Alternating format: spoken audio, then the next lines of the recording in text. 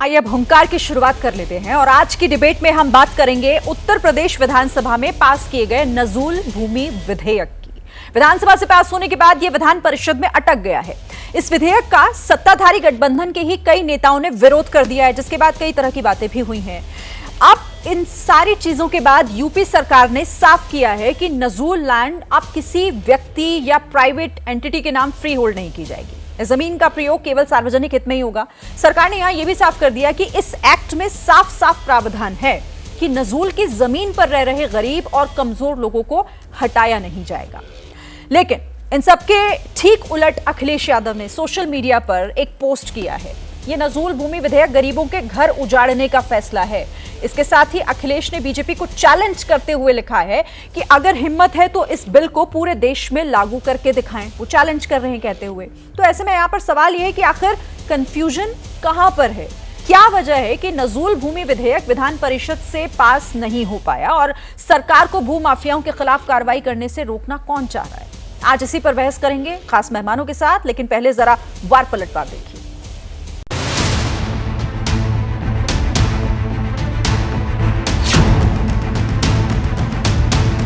के साथ अन्याय नहीं होगा, किसी के साथ इस प्रकार का कोई भेदभाव नहीं होगा।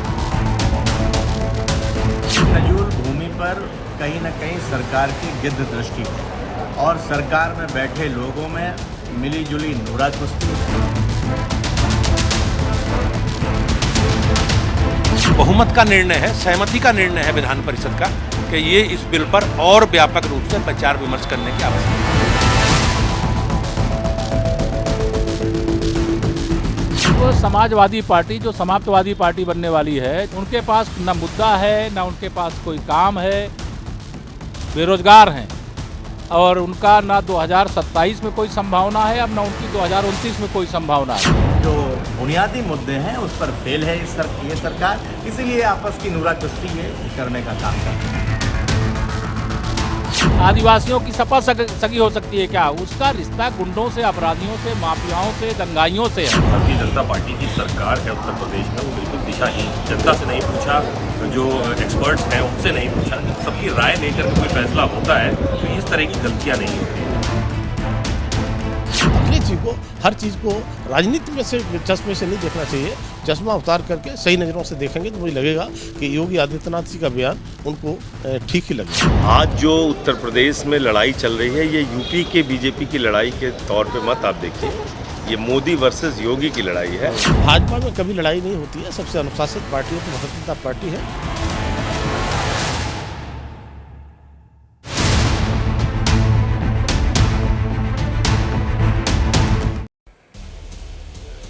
तो देखिए, सरकार ने साफ कर दिया कि नजूल नहीं है फिजूल, लेकिन फिर इस पर सियासत फुल हो रही है। अभी भी विरोध इसका किया जा रहा है, कई सवाल खड़े किए जा रहे हैं। इस पर बात करने के लिए हमारे साथ एक पूरा पैनल मौजूद है। पहले मैं आपसे परिचय करा दूं। पंकज श्रीवास्तव यहाँ स्टूडियो में कांग्रेस के प्रवक्ता मेरे साथ मौजूद हैं। समाजवादी पार्टी के प्रवक्ता अनुराग भदौरिया भी हमारे साथ जुड़ गए हैं। आरएलडी के प्रवक्ता अनुपम मिश्रा भी हमारे साथ हैं। लखनऊ यूनिवर्सिटी के प्रोफेसर सौरभ मालवीय हमारे साथ जुड़ रहे हैं और यहाँ स्टूडियो में वरिष्ठ पत्रकार हर्षवर्धन त्रिपाठी जी भी हमारे साथ हैं। आप सबका बहुत स्वागत है एबीपी न्यूज पर। इस चर्चा को हम आगे बढ़ाएंगे क्योंकि कई सवाल इस पर खड़े हो रहे हैं। इस बिल को लेकर पार्टी के भीतर से भी सवाल खड़े हुए, लेकिन उस कंफ्यूजन को दूर आज सरकार ने ये कहते हुए जारी कर दिया कि ये कोई गरीबों के खिलाफ फैसला नहीं है, किसी गरीब को नहीं हटाया जा रहा है, ना ही किसी के साथ कोई अन्याय हो रहा है। पंकज जी, मतलब अब तो लगता है कि सवालों के जवाब आपके मिल गए होंगे, क्योंकि सरकार ने साफ कर दिया कि हम किसी गरीब को नहीं उजाड़ रहे हैं। शिरीन जी, ये हमारे सवाल नहीं है, ना विपक्ष के सवाल है। पहले आप देखिए कि कोई प्रक्रिया क्या होती है। ये विधेयक, जो लोग कह रहे हैं विधेयक आ गया, विधेयक नहीं आया, ये पहले अध्यादेश आया। मार्च में एक अध्यादेश आया इस पूरे नजूल को लेकर कि इस पर सरकार अपने तरीके से फैसले करेगी, तमाम सार्वजनिक इस्तेमाल करेगी। इससे पूरे प्रदेश में एक भय का वातावरण बन गया। मैं उत्तर प्रदेश से आता हूँ, हमारे मित्र हर्षवर्धन जी यहाँ बैठे हैं, वो भी जिस इलाहाबाद यूनिवर्सिटी में हम लोग पढ़े हैं, आधे से ज्यादा इलाहाबाद नजूल की जमीन पर बसा हुआ है। अब अगर सरकार ये कह भी दे कि गरीबों को नहीं उजाड़ेंगे, लेकिन वहाँ के जो अधिकारी और कर्मचारी और जो पूरा सरकारी अमला है, उसके एक तरह से कहा जाए उसकी दया पर अब लोग रहेंगे। समस्या ये हो गई है, नंबर एक। नंबर दो, अगर इसमें तमाम प्रावधान होने थे तो पहले चर्चा होनी थी। आपने पहले अध्यादेश ला दिया, उसके बाद आप सदन में जब लाते हैं विधानसभा में, तो आपकी पार्टी के, या मैं तो आश्चर्यचकित हूं कि उसी इलाहाबाद के सिद्धार्थनाथ सिंह है, पहले केंद्रीय इनके कैबिनेट मिनिस्टर हुआ करते थे। उन्होंने कहा तुगलकी फरमान। अब तुगलक से अगर आप योगी आदित्यनाथ का एक तरह से इशारे में क्या कह रहे हैं उनको, तुगलकी फरमान कह के, इसे ये कोई विपक्ष ने तो कहा नहीं, या उनके हर्ष वाजपेयी वो भी इलाहाबाद के विधायक हैं, या इनकी दूसरी जो निषाद पार्टी के हैं, संजय निषाद हैं, या अपना दल के जो अनुप्रिया पटेल हैं, या उनके तमाम दल के दूसरे दलों के भी लोग।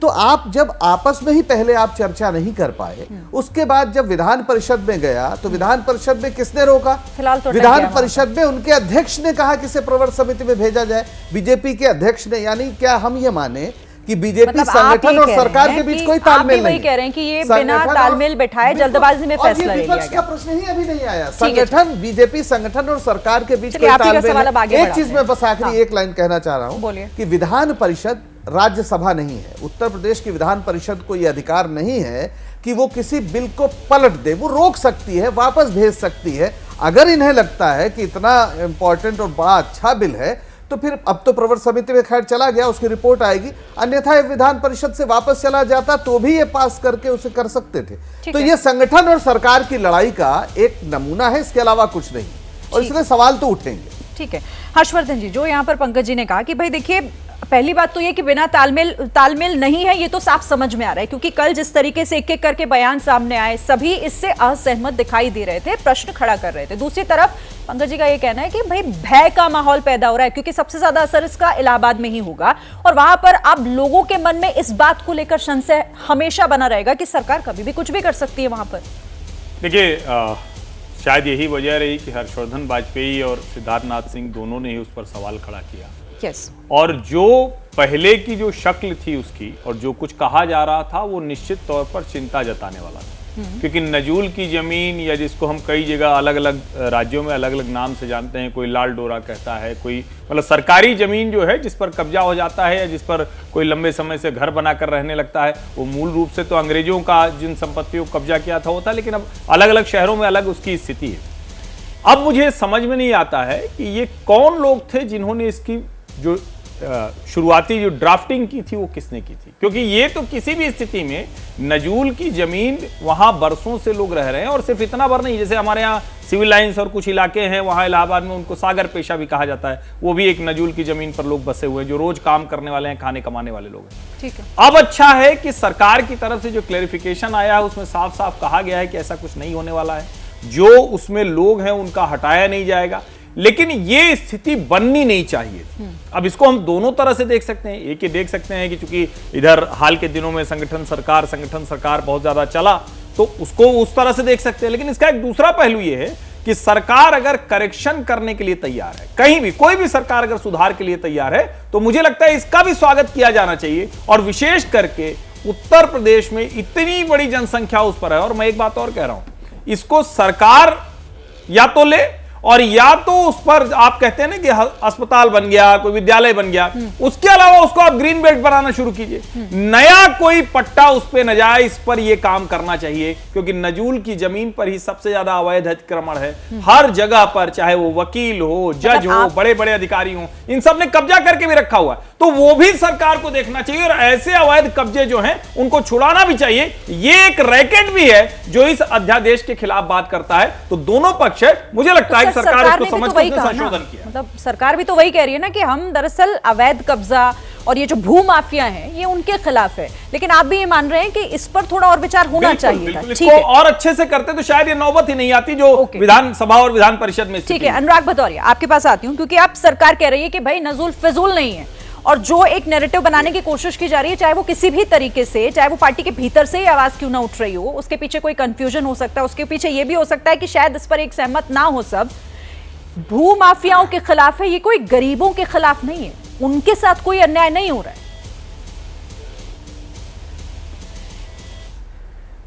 आपकी डिबेट में बीजेपी कहां बा? बीजेपी गायब बा, बीजेपी भाग गई बा, काहे बदे भैया कि जवाब ना देना पड़े। तो ये झगड़ा हमारा नहीं है, ये झगड़ा संगठन और सरकार का है। हम तो हक की लड़ाई लड़ रहे हैं, गरीबों की हक की लड़ाई लड़ रहे हैं। ये ऐसा बिल पास कर देना चाहते हैं जैसे नजरूल का बिल पास करा लेंगे, उसके बाद त्रिपाठी जी बैठे मान लो, अन्यथा ना ले त्रिपाठी जी, फिर त्रिपाठी जी अगर बीजेपी के खिलाफ बोलेंगे, सरकार के खिलाफ, इनका घर भी इलाहाबाद में है, तुरंत बुलडोजर पहुंच जाएगा, भैया ये नजरुल की जमीन पे इनका घर है, गिराओ। तो त्रिपाठी जी कहने लगे नहीं नहीं बीजेपी जिंदाबाद, बीजेपी बहुत बढ़िया पार्टी है, ये जो हो रहा है, तुरंत त्रिपाठी जी अपना स्टैंड बदल देंगे। यही तो हुआ इसका बिल का मतलब। अरे आप कह रहे हो किसी घर गिराएंगे, मुश्किल कह रहे हैं कि समाजवादी इसमें पार्टी संशय के है, नेताओं से confusion मेरी है। बात तो सुन लिए होते टिप्पणी करने से पहले अनुराग भाई। और दूसरा, मेरा घर नजूल में नहीं है, मेरा घर जो है ना वो पक्का रजिस्ट्री वाला है। मैंने आपकी बात सुनी, अब मेरी बात धैर्य से सुन लीजिए। बोलिए अनुराग जी। अरे भाई आप स्टूडियो में बैठे, मेरी बात मैंने आपकी बात धैर्य से सुनी, आप मेरे मित्र हैं, हम आपको बचाना चाह रहे हैं, आप हमारे पे हावी हो गए, आप मतलब आप चुप हो जाता हूं की बात कर रहा हूँ। बात तो सवाल यह है कि भारतीय अरे सुन तो लीजिए। अब भारतीय, आप जैसे उधर देखिए, उधर सिद्धार्थनाथ सिंह वो भी इलाहाबाद से आते हैं, हर्ष जी वो भी इलाहाबाद से हैं, डिप्टी सीएम का चल ही रहा है संगठन बड़ा या सरकार बड़ी, संगठन बड़ा सरकार बड़ी के चक्कर में, दोनों की लड़ाई के चक्कर में ये नजरुल बिल लेके आना चाहते थे और पूरे उत्तर प्रदेश पे लादना चाहते थे। अगर आपको इतना ही इससे प्रेम है तो हम तो कह रहे थे ना, समाजवादी पार्टी कह रहे पूरे देश में ले आओ, इनका एक ही मकसद है, और आप कह रहे नहीं उजाड़ेंगे। इसके पहले इन्होंने बस्तियां की बस्तियां उजाड़ी कि नहीं उजाड़ी?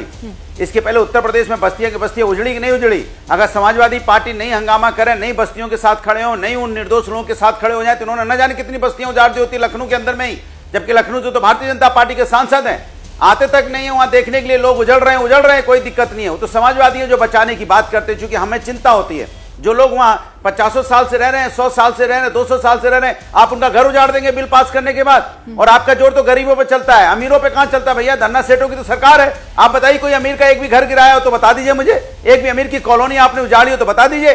आपका बुलडोजर तो गरीबों की कॉलोनी में पहुंच जाता है, जहां बेचारे एक 50 गज की या कहते हैं 200-250 स्क्वायर फीट की जमीन पे रह रहे हैं परिवार लेके, वही बुलडोजर आपका चला पहुंच जाता है।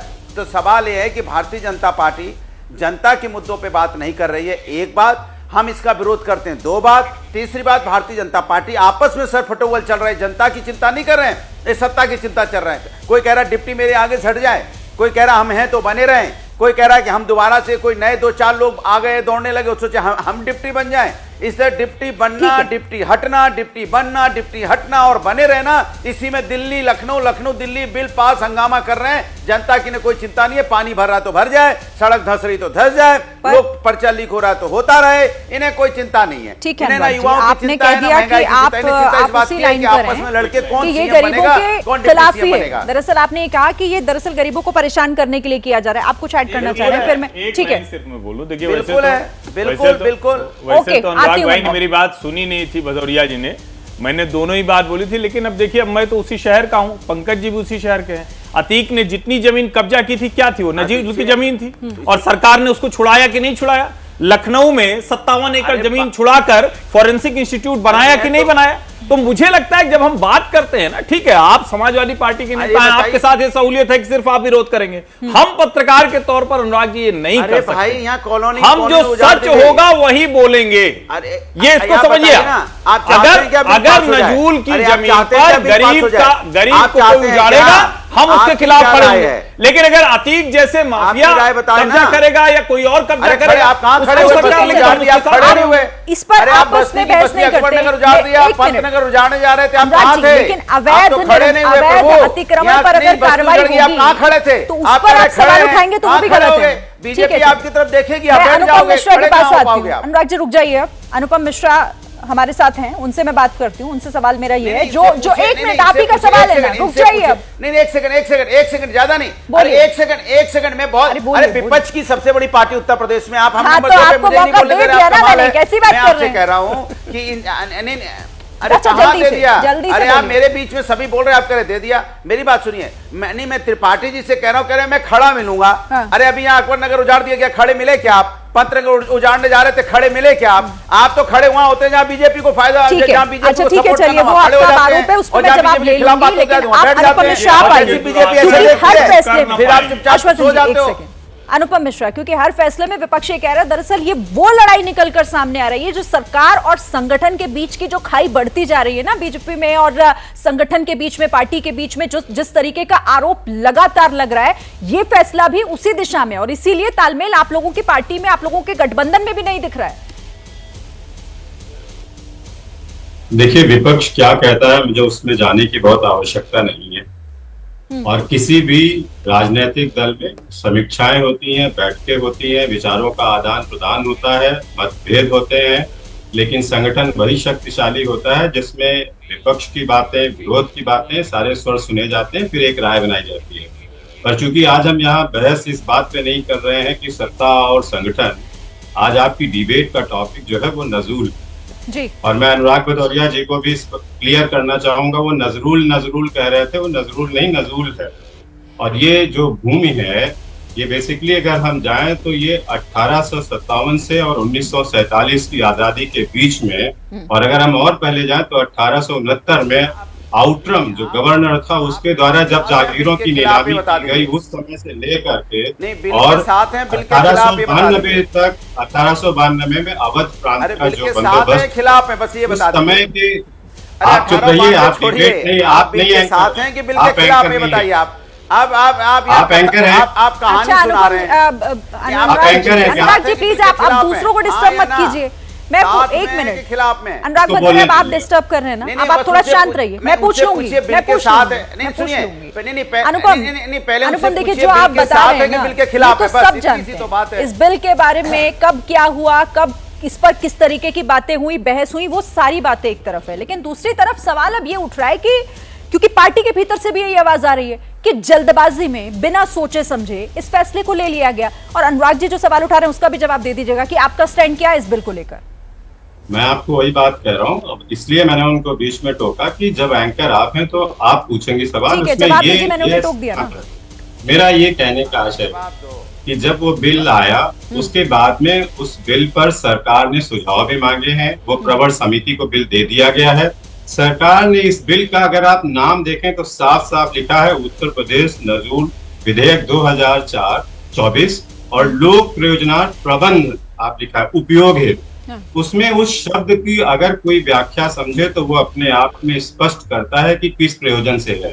सरकार ने ये भी स्पष्ट किया हुआ है कि इससे किसी को उजाड़ा नहीं जा रहा है, इससे किसी को कहीं पे सताया नहीं जा रहा है, ये सिर्फ उन लोगों के खिलाफ होगा जिन्होंने अवैध रूप से भूमि पर कब्जा कर रखा है। लेकिन इसको लेकर कंफ्यूजन तो है, ये मानना पड़ेगा आपको, क्योंकि इस पर एक मत आप लोगों के साथ भी नहीं है। लेकिन आपने अपना स्टैंड क्लियर नहीं किया। मैं आगे फिर आपसे सवाल पूछूंगी। मैं आपको स्टैंड क्लियर करूं, मैं स्टैंड आपको उसी पे क्लियर करता हूँ कि जब सरकार अभी वो कोई चीज फाइनली नहीं हुई है, जब वो मंथन के उसमें दौर में है तो उस पर राय बनाना उचित नहीं होगा। सरकार ने स्पष्ट कर दिया है, सबकी इसमें जो भी सबकी सलाह मशवरा होंगे, सुझाव लिए जाएंगे। विधानसभा में आ गया, वहां से पास हो गया, वो अलग बात है। विधान परिषद में वहां अटक गया, लेकिन आप कह रहे हैं कि नहीं, आप कह रहे हैं ठीक है, वो बात की बातें है ना, पहले तो उसे पेश किया गया, उस पर चर्चा विचार विमर्श सब कुछ हो चुका है ना। आप कह रहे हैं कि अभी आधे अधूरे में ही है, ठीक है। हमारे साथ सौरभ मालवीय जी भी हैं, प्रोफेसर है लखनऊ यूनिवर्सिटी के, माफ कीजिएगा। मैं उनसे समझती हूँ कि ये सारी बातें एक तरफ, नजूल बिल को लेकर जिस तरीके से कहा जा रहा है कि ये गरीबों के साथ अत्याचार है, सरकार कह रही है कि हम तो सिर्फ और सिर्फ भूमाफियाओं के खिलाफ इसे लेकर आ रहे हैं ताकि जिन जमीनों पर कब्जा है वो तमाम चीजें जो है वो सुधर सकें। क्या लगता है सर कि मतलब इस मामले में वाकई कंफ्यूजन बना हुआ है या ये गरीबों के हित में है? देखिए, वास्तव में सदन में चर्चा परिचर्चा होना स्वस्थ लोकतंत्र का परिचायक है। वो दर्शाता है कि एक अच्छा लोकतंत्र भी जिंदा है। इसीलिए बिल पर चर्चा के लिए यह सदन के पटल पर भेजा गया। तो किसी भी कानून के निर्माण की प्रक्रिया एक लंबी होती है, एक प्रोसेस होता है और उस प्रक्रिया से वह बनता है।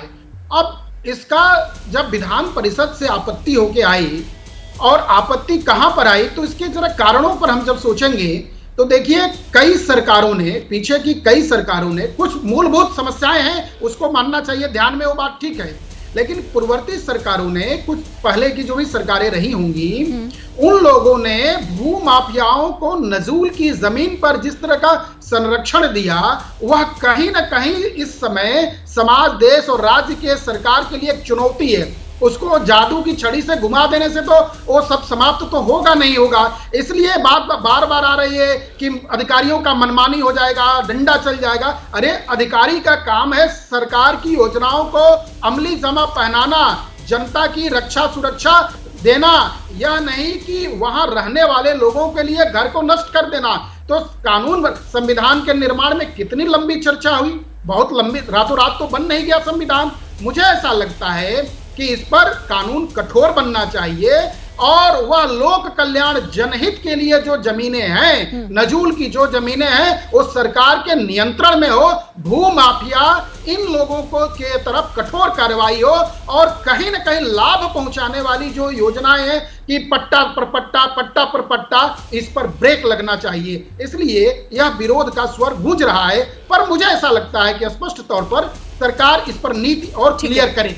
ठीक है सर, मैं अनुराग जी एक सेकंड आती हूँ आपके पास, आप ही इस पर जवाब दे दीजिएगा। लेकिन जो यहाँ, मैं एक मिनट सवाल तो सुन लीजिए, जवाब दे दीजिएगा। फिर जो यहाँ पर कह रहे हैं प्रोफेसर साहब, सौरभ मालवीय, वो सरकार ने भी किया है। कुछ ऐसी जमीनें जो कब्जे में थी, अतीक अहमद प्रयागराज में जो जमीन पर वो कब्जा था, उसका कब्जा हटवा के वहां पर क्या बनवाया गया, वहां पर 76 ऐसे लोगों को घर दिए गए, प्रधानमंत्री आवास योजना के तहत घर दिए गए। तो सरकार ये कह रही है ना कि हम ऐसी जगहों पर से कब्जा भू माफियाओं का हटा के उसे सार्वजनिक हित में इस्तेमाल करेंगे। दो ऐसे एग्जाम्पल मौजूद भी हैं। देखिए, एक बात मेरी बात सुनिए और इस पे आप भी समझेंगी। सरकार अगर कोई अवैध कब्जा है, अगर किसी ने किसी दूसरी की ज़मीन पे कब्जा कर लिया है या सरकारी ज़मीन पे कब्जा किया है, तो उस पर तो बड़ी आसानी से सरकार बुलडोजर चला के उस ज़मीन को अपने कब्जे में कर सकती है।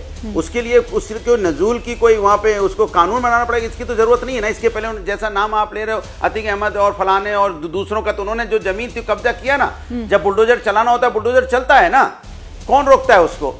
सवाल ये नहीं है, सवाल ये है कि चलिए आप मेरी बात मत मानिए, इनकी पार्टी के अंदर क्यों नहीं, इन्होंने जो पार्टी के अंदर हैं, आप बताइए, निषाद जी इनके अलायंस से क्यों विरोध कर रहे हैं? अनुप्रिया पटेल इन्हीं की पार्टी के अलायंस दल है, क्यों विरोध कर रहे हैं? इनके विधायक क्यों विरोध कर रहे हैं? इनके मंत्री क्यों विरोध कर रहे हैं? ये तो हम तो विरोध नहीं कर रहे हैं, इन्हीं के लोग तो, इनके लोग भी तो विरोध कर रहे हैं ना। तो इसके मतलब जो मैं कह रहा हूँ मान रहे हैं ना, भारतीय जनता पार्टी के नेतागण भी तो मान रहे हैं ना, और उनके सहयोगी दल भी मान रहे हैं कि उसके बाद विरोध कर रहे हैं कि वो नहीं चाहते कि अगर वो विरोध नहीं करते तो पास हो जाता। अब तक नहीं, अगर विरोध नहीं करते तो विधान परिषद में पास हो जाता। विधान परिषद में पास इसलिए नहीं हुआ क्योंकि वो भी इसका विरोध कर रहे हैं, वो भी सहमत नहीं इससे। तो सवाल यह है कि सरकार जबरदस्ती अपनी चीजों को जो थोपना चाहती है, सरकार की जो मंशा है गरीबों को तंग करने की, परेशान करने की। ठीक है अनुराग जी, मैं इसका जवाब हर्षवर्धन जी से लूंगी। ठीक है, मैं आती हूं, हर्षवर्धन जी इस पर जवाब देना चाह रहे हैं, लेकिन एक मिनट पहले मैं एक बार पंकज जी, ठीक है अनुराग जी, हो गया आपका सवाल मैंने ले लिया है। हर्षवर्धन जी जवाब इस पर देंगे भी, सौरभ जी भी कुछ कहना चाह रहे हैं, लेकिन पंकज जी, क्योंकि सरकार ये कह रही है, सरकार ये कह रही है कि हम किसी की बस्ती नहीं उजाड़ रहे हैं, हम तो इन जमीनों को सार्वजनिक हित में इस्तेमाल करेंगे, हम जनता के लिए इसे इस्तेमाल करेंगे। कितना मतलब आप मुझे समझा रही हैं ये बात योगी आदित्यनाथ इसके पहले अकबर नगर उजाड़ दिया, तो बताइए किसके हित में यूज कर रहे हैं? अच्छा अनुराग जी या पंकज जी को बोलने दीजिए, आप ही के साथ भाई, अगर इतनी ही इनसे पूछ लीजिए, अकबर नगर पूरा उजाड़ दिया, क्यों उजाड़ दिया? जरा बताइए। 2100 मकान धाराशायी कर दिए, पंतनगर धाराशायी करने जा रहे थे, 500 मकान। पहले एक ही बात बार-बार मत बोलिए, मैंने आपका सवाल ले लिया, धाराशायी कर दिया तो क्या कर दिया ना? पंकज जी की बारी, उनको बोलने दीजिए। इसलिए बोल रहे हैं कि यही मुद्दा है, यही मुद्दा है। नहीं इसी, हाँ ठीक है, ओके, सुन ली मैंने आपकी बात को जनता तक पहुंचाना है, आपकी बात, सवाल भी मैंने आपका पूछ लिया। पंकज जी कांग्रेस के हैं, बीजेपी के नहीं है, सुनिए जरा उनको। पंकज जी बोलिए। देखिए, अगर इतना ही आसान है जैसे आपने हमको समझाया, सरकार ने कहा गरीब नहीं उजाड़ेंगे, तो भाई फिर सिद्धार्थनाथ सिंह विधानसभा में खड़े होकर, जो कैबिनेट मिनिस्टर रहे हैं इनके, वो क्यों कह रहे हैं ये तुगलकी फरमान है? क्यों उनके विधायक विरोध कर रहे हैं? और क्यों भूपेंद्र चौधरी जो इनकी पार्टी के अध्यक्ष हैं, वो खुलेआम कह रहे हैं कि ये गलत है, इसको नहीं पास होना चाहिए, चर्चा के लिए प्रवर समिति भेज दिया जाए? यानी सरकार ने एक फैसला किया, संगठन ने उस पर रोक लगवा दी, ये बहुत स्पष्ट है। दूसरी बात, अभी सौरभ जी लखनऊ यूनिवर्सिटी के हैं और लखनऊ में इनके घर से 10-5 किलोमीटर दूर ही होगा दो ऐसी बड़ी बस्तियां थी, मेरा ख्याल है पंत नगर और अकबर नगर ही जहां तक उसका नाम था, वहां निशान लग गए थे। वो कह रहे अधिकारी क्यों करेंगे? बात पता चला कि अधिकारियों पर ही गाज गिर रही है। जब वहां विरोध हुआ और ये पता चला ये तो बड़ा वो हो जाएगा, तो कहा गया पंकज जी आप एक जिम्मेदार व्यक्ति हैं, आप कुछ भी कह रहे हैं, अधिकारी क्या काम करेगा? अरे भाई, तो अधिकारियों के काम करेगा ना। सौरभ जी आप अपने बारी पे बोलिएगा, मैं किसी को टोकता नहीं, प्लीज। आप प्रोफेसर साहब हैं, उन्हीं अधिकारियों पर कहा गया कि इन्होंने अपने मन से कर दिया। जब सरकार फंसने लगी तो ये लखनऊ की घटना भी कुछ दिन पहले, वहां निशान लग गया था, सब कुछ हो गया था। प्रोफेसर साहब कह रहे हैं तो सरकार की मंशा थी, हमने भी मान लिया। फिर सरकार उन अधिकारियों को बलि का बकरा बना रही है और कह रहे हैं कि नहीं हम ये अपने आप कर रहे हैं। और ये कहीं पर भी अवैध कब्जा होगा उसको कोई भी हटाएगा, उसके लिए इस कानून की क्या जरूरत है? इसका सबसे ज्यादा प्रभाव उन गरीबों पर पड़ेगा जो दशकों से बसे हुए हैं। हर्षवर्धन जी से इसका जवाब ले लेते हैं। हर्षवर्धन जी, क्योंकि अपनों की आवाज अगर आ रही है, अपनों की भी आवाज अगर आ रही है, तो इस मामले में सरकार घिरती हुई तो दिख रही है ना, शायद इसलिए आज सफाई भी देनी पड़ी। नहीं, अच्छा है सरकार घिरे, इसमें कहीं कोई दिक्कत नहीं। सरकारें होती ही घिरने के लिए, चुनी जाती है तो इसका मतलब थोड़ी ना कोई उनको घेरेगा नहीं। अब ये एक कमाल की बात है कि सिर्फ और सिर्फ भारतीय जनता पार्टी के विधायकों के ही घेरने की आवाज सुनाई।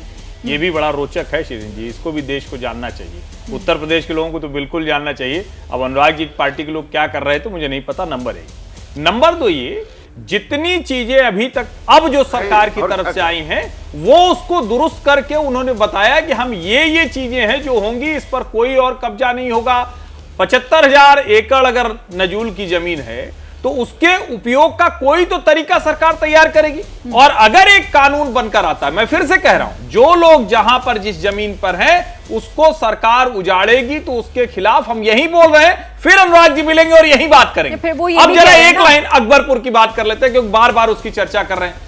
कमाल की बात यह है कि आपने भी नहीं टोका, पंकज जी भी नहीं टोका, क्या हुआ? क्या बोलेंगे? अकबरपुर के लोगों को अकबर नगर आए, क्या बोलेंगे? क्या बोलेंगे? 2100 मकान उजड़ गए में दिया गया। 2100 आप ये सोचिए और आप जो लोग वहां पर अवैध क्यों बोल रहे हैं? तब क्या नाग भदौरिया को पता है कि मैं सच बता रहा हूं, अब मैं तथ्य बता रहा हूं तो ये बोलना शुरू कर देंगे। अकबर नगर के लोगों को प्रधानमंत्री आवास योजना में घर दिया गया, लेकिन सोचिए वो अच्छा जीवन जी, अरे मैं कह रहा हूं आपने क्यों बस्ती उजाड़ दी? मैं आपसे पूछना चाहता हूं, सभ्य समाज में बस्ती की बस्ती उजाड़ दी, उसी तरह से गंदी बस्ती की बस्ती बस्ती में उजाड़ दी, आप आए नहीं। आप नोएडा में पता नहीं कहां छुपे बैठे रहे, टीवी डिबेट में भी आप नहीं दिखे, राजनीति ये नहीं होनी, डिबेट से भी भाग गए थे।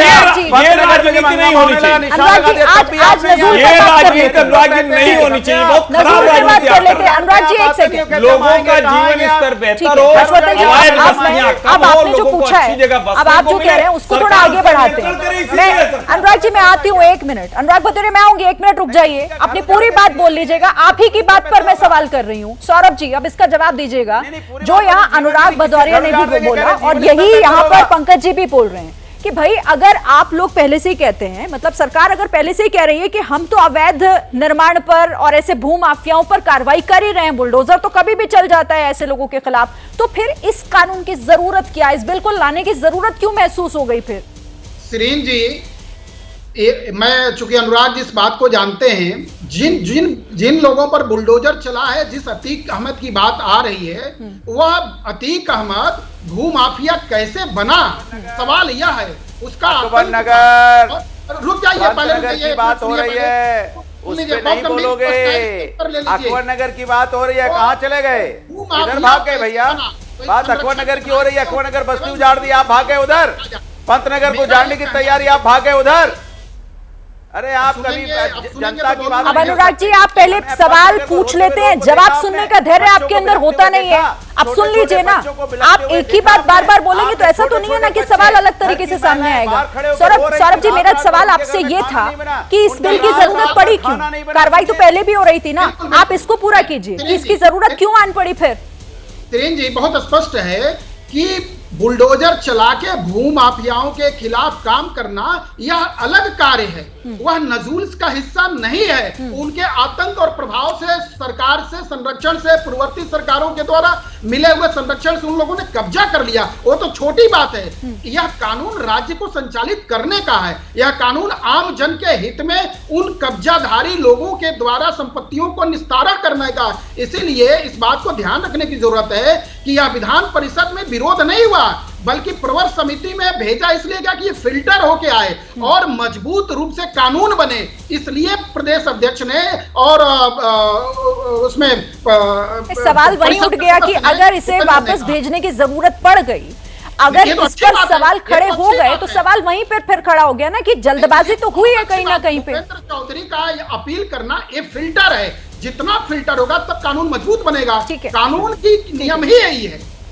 अनुपम जी आ रही हूं फिर उसके बाद। मैं बस बहुत विनम्रता से इतना कहना चाह रहा हूं कि ये कैबिनेट में बाकायदा डिस्कशन हुआ, विधानसभा में चर्चा हुई, जब ये फिल्टर प्रवर समिति में, वो भी विधान परिषद में, कैबिनेट में क्या हो रही थी? कैबिनेट में तो डिस्कशन हुआ ना, और डिस्कशन के पहले अधिकारी लोग डिस्कशन करते हैं, सरकार की मंशा पूछते हैं, सरकार का संबंध संगठन से होता है, वो आपस में डिस्कस करते हैं, वहां कोई डिस्कशन नहीं हुआ। इसका मतलब जो कैबिनेट मिनिस्टर, चाहे संजय निषाद हो, प्रकाश राजभर हो या प्रिया पटेल की पार्टी के लोग हो, वो बाद में सवाल उठा रहे हैं। कैबिनेट मीटिंग में तो सारे लोग थे, विधानसभा में सारे लोग थे। अनुपम जी, इसका मतलब है कि आप कुछ कोई जिद कर रहे हैं। तो आप लोगों ने दिया ना विपक्ष को इस पर सवाल खड़े करने के लिए, क्योंकि आप लोगों में ही आपसी तालमेल नहीं दिख रहा था, तो विपक्ष क्यों ना सवाल पूछे फिर आपसे, और क्यों ना ये कहे कि आप लोगों की जो कार्रवाई भी है ना, जो कानून भी है, वो दरअसल उस पर भी आप लोग एक मत नहीं कर पा रहे हैं, और फिर वही सरकार और संगठन का सवाल उठ जाता है।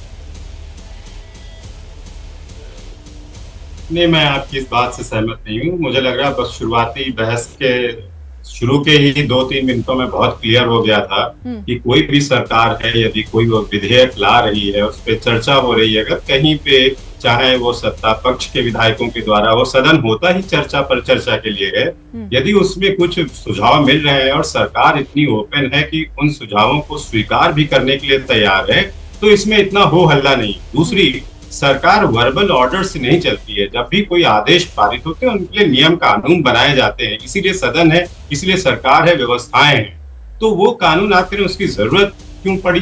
जरूरत नहीं पड़ेगी। बिना किसी आदेश के, बिना किसी कानून के कोई कैसे चला जाएगा? ऑर्गेनाइज्ड भू माफिया पूरे प्रदेश में फैले हुए हैं। 25,000 एकड़ जमीन है जो कब्जे में इधर उधर नाजायज तरीके से है। तो ये एक इमोशनल कार्ड खेलने की कोशिश की जा रही है ताकि लोगों की भावनाओं से खिलवाड़ किया जाए। असली मुद्दा भू माफियाओं को बचाना है, और जिसके जो सबसे बड़े पोषक होंगे वही आवाज ज्यादा उठाएंगे। अभी जिनके भी पास आपने नाम लिया, इलाहाबाद में भूपेंद्र चौधरी माफिया के साथ है, अंदर से जो कहा गया है वो भी बात मैं आपको बता रहा हूँ, पूरी पार्टी में बात होती है, उसके जहाँ पे भी जिसको है वो संदेश है, गरीबों से लेकर के किसी को भी उजाड़ा नहीं जा रहा है। लेकिन ये भविष्य के लिए भी किया जा रहा है कि अब इस तरीके से निजी हाथों में पट्टे ना दिए जाएं। उसको जनता के हित के लिए, जनमानस के हित के लोग परमार्थ के लिए काम किए जाने के लिए उस भूमि को अधिग्रहित करेगी सरकार, और जो करेगी उस पर लोक कल्याण होगा। सार्वजनिक वितरण किया जाएगा। किसी एक आदमी के पास हजारों बीघे लैंड को इधर उधर हेक्टेयर अब इस पर जवाब लेती हूँ। अनुराग जी, मतलब भू माफियाओं को बचाने की कोशिश कर रहे हैं दरअसल आप लोग, ये कह रहे हैं अनुपम मिश्रा। अच्छा, मैं उनसे पूछना चाहता हूँ, पंतनगर में कौन वहाँ भू माफिया रहता था?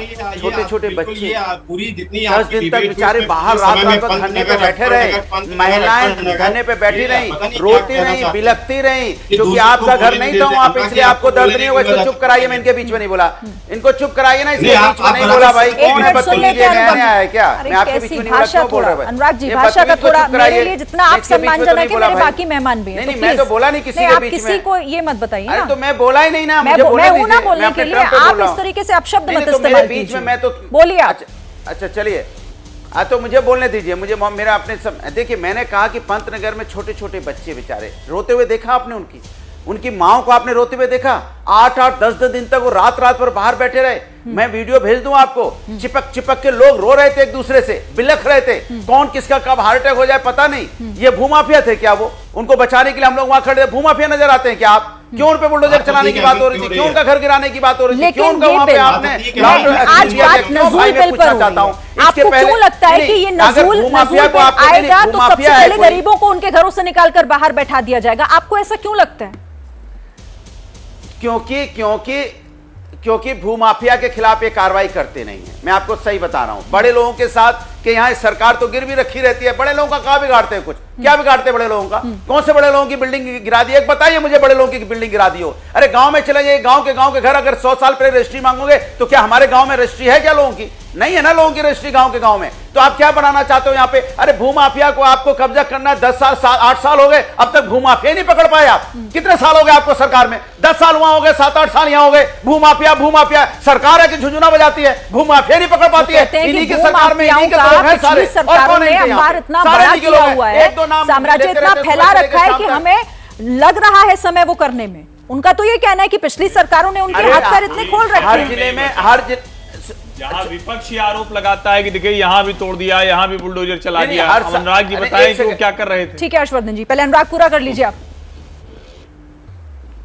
अरे हम तो देखिए, मैंने आपसे बोला कि जिस तरह से ये गरीबों की बस्ती उजाड़ रहे हैं, ये सामने दिखा गया है। आप कह रहे हो बार बार मैं बोल रहा हूं, क्यों बोल रहा हूं? क्यों दर्द से हम गुजरे ना उनके साथ में। ये कहां इनको दर्द है? कोई मंत्री तक नहीं आया था, एक मंत्री तक मिलने नहीं आया था। मैं आपसे बता रहा हूं, एक विधायक तक नहीं आया, पार्षद भी भाग गया था। फोन करते रहे लोग, पार्षद तक ने फोन नहीं उठाया, सांसद को फोन उठाया, उन्होंने फोन नहीं उठाया। आप ये कह रहे हैं, ये आपने मान लिया बिल्कुल, है या वाकई इस बिल में ऐसा कुछ है? लोग उजाड़ देंगे ये। नहीं, आपके मानने से नहीं होगा ना अनुराग जी। क्योंकि आप हमने बताइए देखा कि इस है, कानून में इस तरह का कोई हमने प्रावधान उजाड़ते हुए है तो देखे, फिर बताइए, इस पे बात करते हैं। मैं कह रहा हूं, ये बताइए अकबर नगर उजाड़ दिया था, कौन से प्रावधान से उजाड़ दिया था? मैं आपसे बिल पूछना पर चाहता हूं। पूछ रही हूं तब मैं तो सवाल। प्रधान भी नहीं बना था, तब आपकी उजाड़ तो दिया था बात इन्होंने। अलग है, मैं किसने नजूल रोक बिल लिया पर था? पूछ रही हूं। अरे मैं नजूल की बात कर रहा हूं। अरे मैं उसी की बात कर रहा हूं। तब तो बिल पास भी नहीं हुआ था, तब भी उजाड़ दिया था इन्होंने। बिल ही नहीं पास हुआ था। अब तो बिल पास करेंगे तो सारे उजाड़ देंगे। अरे आपको भूमाफिया को किसने रोका? हर जिले में कलेक्टर है, एसडीएम है, भूमाफिया नहीं पकड़ पाते आप। सुनिएगा धैर्य रख के, क्योंकि धैर्य रख के सबने आपको भी सुना। आप बार बार अकबरपुर पंतनगर की बात कर रहे हैं ना। एक सेकंड, इनको कुछ नहीं करना है, इनको कुछ नहीं करना है। सिर्फ और सिर्फ समाज के अंदर में गरीबों को तंग करने के लिए, मजदूर को तंग करने के लिए, जो मजलूम है उनको परेशान करने के लिए ये बिल लाते हैं। ठीक है, अच्छा, मैं विरोध नहीं कर रहा हूं। अब इन्हीं के जो अलायंस हो सहमत नहीं है। अनुराग जी सुन लीजिए, आपकी बातों का लबोलुआब यही है कि दरअसल ये बिल अगर आ गया, ये पास हो गया, कानून बन गया, तो गरीबों को निकालकर बाहर रख दिया जाएगा। ये आपका सवाल है ना। अब हर्षवर्धन जी इस पर जवाब दीजिए। देखिए, पहली बात तो ये कि कोई भी सरकार ऐसा कोई काम नहीं करेगी कि वो लोगों को अपना दुश्मन बना ले। और अकबर नगर का मैंने बताया, और इसका फैक्ट चेक यही है कि वहां जो लोग थे उनको अलग से घर दिया गया प्रधानमंत्री आवास योजना में, नंबर 1। नंबर 2, ये अतीक अहमद की नजूल की जो कब्जा वाली जमीन थी उसको छोड़ दीजिए। कोई ऐसा जिला नहीं है जहां प्रधानमंत्री आवास योजना के तहत घर नहीं बन रहे और वो सब के सब गरीबों को मिल रहे हैं। असली चिंता यही है कि इस तरह की झोपड़ी बंद हो जाए। और उसके आगे वो उदाहरण हम दिखा रहे हैं। नहीं, त्रिपाठी जिसका जिक्र कर रहे हैं ना हर्षवर्धन जी, किस तरीके से सार्वजनिक जमीनों का इस्तेमाल हो रहा है, उसके 2 उदाहरण हैं। वो इस वक्त टीवी स्क्रीन पर है, वो टीवी स्क्रीन पर चल रहा होगी। दिया जाए, इतनी प्रधानमंत्री आवास दे दिया जाए, नहीं पता है। क्या बात करते हैं आप? थोड़ी संवेदना रखिए, थोड़ी संवेदना रखिए कि घर गिरा के प्रधानमंत्री आवास आप ले लीजिए ना। आपका घर गिरा दिया जाए, आपको प्रधानमंत्री आवास दे दिया जाए, कैसा लगेगा आपको? कैसी बातें करते हो आप? कैसी बातें कर रहे हो? संवेदना नहीं होती क्या आपकी किसी के लिए? घर गिर रहा है, घर गिरा दिया, प्रधानमंत्री आवास दे दिया, आपका घर गिरा दिया, प्रधानमंत्री आवास दे दिया जाए, कैसा लगेगा? फिर आप चीखोगे, चिल्लाओगे। शर्म कीजिए ना, कमाल करते हैं आप। हद कर किसी भी विषय पर बात करिए, बोल तो रहा हूं, कैसे बोले? कहीं और निकल जाते हैं। ठीक है, किसी विषय अनुराग जी पर अपनी सुनिए, ये इस तरीके से बहस करके ना कोई किसी को समझ में नहीं आ रहा कि आप क्या कह रहे हैं। नहीं, फिजूल की बातें नहीं, आप तर्कों पर बात कीजिए। मैं आपके सामने उदाहरण भी रख रही हूँ जो कहा जा रहा है सरकार की तरफ से। ये 2 जो अवैध कब्जे थे, उन अवैध कब्जों को वहां से हटाकर जमीन को सरकार ने अपने कब्जे में लिया और उसके बाद वहां पर कैसे जिस तरीके से जनता के लिए वहां पर निर्माण कार्य किया है, ये उसी की बात थी। ठीक है, पंकज जी के पास अब मैं आती हूं। पंकज जी, क्योंकि ये एक नैरेटिव सेट किया जा रहा है, क्योंकि अभी तो ये इस बिल को लेकर चलिए सरकार के सवाल है, अब कह रहे हैं कि हमने कमेटी को भेज दिया, लेकिन ये मान लेना कि नहीं ये आ रहा है तो गरीबों का ही अहित होगा, सरकार तो क्लियर कर चुकी है ना, कह रही है ऐसा नहीं होगा। शिरीन देखिए, जबानी बात नहीं होती, ये सारी बातें। और देखिए वो बिल्डिंग आप देख लीजिए, 2 उदाहरण है जो इस वक्त टीवी स्क्रीन पे चल भी। भाई आप जो बता रहे हैं वो फैक्ट है। 76 लोगों को मिला और वहां पे 7000 लोग रह रहे हैं। और दूसरी बात, जहां लोग रहते हैं उसके साथ उनकी आर्थिकी जुड़ी होती है। अब एक तो ऐसा तर्क है, इस पे क्या कहा जाए ऐसे, और वो वही लोग नहीं रहते हैं। बहुत जगह कॉलोनीज बनी हुई हैं जिनके 3-3 हजार स्क्वायर फीट पे मकान है, बाकायदा रजिस्ट्री है। वो उनको आप कहेंगे जाके प्रधानमंत्री आवास योजना में हम आपको 15 किलोमीटर दूर दे देंगे, तो वो रहेंगे वहां पर। देखिए, इतना सरलीकरण मत करिए। ये सारी बातें जो आज हम आप कह रहे हैं और सरकार जो कह रही है, यही बात उसे पहले तो कैबिनेट में क्लियर करना चाहिए था। आज अगर उसके कैबिनेट मिनिस्टर्स ये सवाल उठा रहे हैं, हम नहीं उठा रहे हैं, उनके कैबिनेट मिनिस्टर सवाल उठा रहे हैं, इसका मतलब या तो उनको बोलने नहीं दिया गया कैबिनेट मीटिंग में, या उनकी बात मानी नहीं गई। उसके बाद विधानसभा में चर्चा हुई, सारे लोगों ने इसका विरोध किया और बताया इसमें उसका आप वही संशोधन कर देते ना, जो आप आज जबानी बातें कर रहे हैं, ऐसे तमाम संशोधन आप विधानसभा में कर देते और कहते कि ठीक अब है। सबको शांति हो जानी चाहिए, किसी को कोई दिक्कत नहीं होती, मान लिया जाता। अवैध ठीक कब्जा है, चलिए, नजूल अब दो वो कमेटी चीज के है, पास नजूल चला से गया है। नजूल के और प्रश्न सरकार पर ये उत्तर कह भी प्रदेश रही का है, हर जिला कह रही है प्रभावित कि भाई होगा। इससे ये किसी कोई भी एक आदमी और गरीब एक का पार्टी हम ना अभी तो आदमी घर नहीं छीन है। रहे हैं ना आप उसकी आजीविका छीन नियमितीकरण तो रहे हैं। करना पड़ेगा। ठीक है आप सर, कब तक सर उनको के ऐसे ही पास- छोड़ नहीं, देंगे? नहीं, आप नियमित सरकार का नहीं, काम नहीं, ही है नहीं, कि तो आप- कोई व्यवस्था नहीं। अगर चली आ रही है उस पे अवैध कब्जे हो रहे हैं, उसको नहीं, कहीं तो जाकर हर्षवर्धन रोकना जी, पड़ेगा। ठीक है सर, हर्षवर्धन, माफ कीजिएगा, एक मेरे पास मिनट, वक्त श्रीजी, इतना ही है, श्रीजी, सर। बस सर, स्पष्ट कर जल्दी दूं, से। अवैध कब्जा और नजूल बिल्कुल अलग चीजें हैं। ठीक है सर, अवैध बस अब कब्जा मेरे पास कहीं भी वक्त नहीं करेंगे, था, वो अलग चीज माफ है, कीजिएगा नजूल सर। एकदम अलग बहुत चीज बहुत शुक्रिया आप सभी का हमारे साथ जुड़ने के लिए और इस चर्चा में शामिल होने के लिए। जैसे ही घड़ी का काटा दोपहर 2:30 पे आए, बबीता जी का दिल सास बहू साजिश के लिए मचल जाए। और ये है इनकी बहू, पूरे दिन ऑफिस की टेंशन हो जाए गॉन जब ये करें अपना फेवरेट शो फ्री टाइम पे ऑन। इनकी तरह आप भी देखें अपना फेवरेट शो अपने टाइम पर और डाउनलोड कीजिए एबीपी लाइव ऐप अपने स्मार्ट टीवी पर।